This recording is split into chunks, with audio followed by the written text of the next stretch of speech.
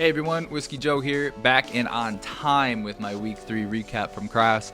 This week was pretty straightforward. We had some hands-on learning, some mic lectures, and a couple tests to close out the week. Let's talk about it. So Monday, we started off with an intro to microphones. We covered dynamic, ribbon, and condenser mics, diving into their uses and what makes each one unique. After that, we hit the SSL Origin board, which is a massive analog console. This thing's got so many knobs, buttons, and faders. It really was quite intimidating at first, but once we got to play around with it, it was a little less scary, but there's still so much we haven't covered yet. Anyway, we practiced how signal flow works when applied to the board, and at the end of the class, the instructor spent a few minutes scrambling all the settings, and we had to zero it out in under 5 minutes.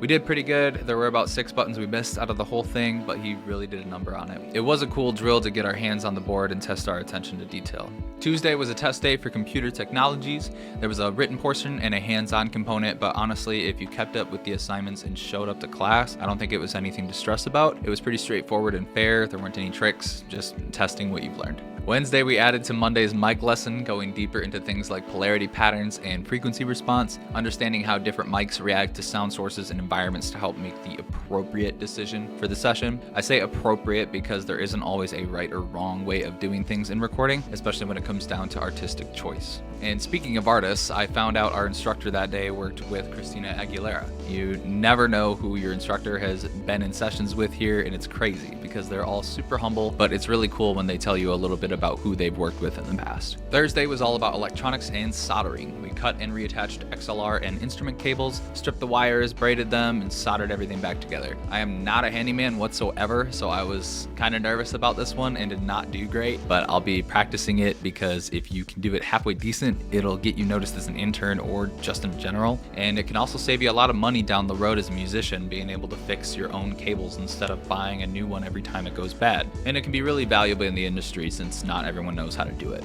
And Friday, we closed out Cycle 1 with the Music Production 100 test and some cable wrapping practice. To get your cable wrapping cert here at CRAS, you have to wrap 11 cables in under 10 minutes. I didn't go for it yet because I need some more practice, but a few classmates stuck around last night and didn't leave until they got it. So shout out to you, Gunnar and Kim. Nice work.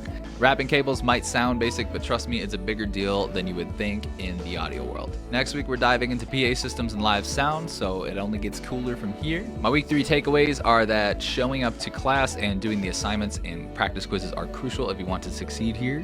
It's not the easiest thing to do to make up a class, and the program is pretty short as it is already. So really put everything you got into the 9 months that you're on campus, and it will truly pay off, I think. With all that said, thank you for watching. If you're curious about CRAS or have any questions about what it's like here, drop them in the comments. Don't forget to like, subscribe, all that fun stuff, and I'll see you in the next video.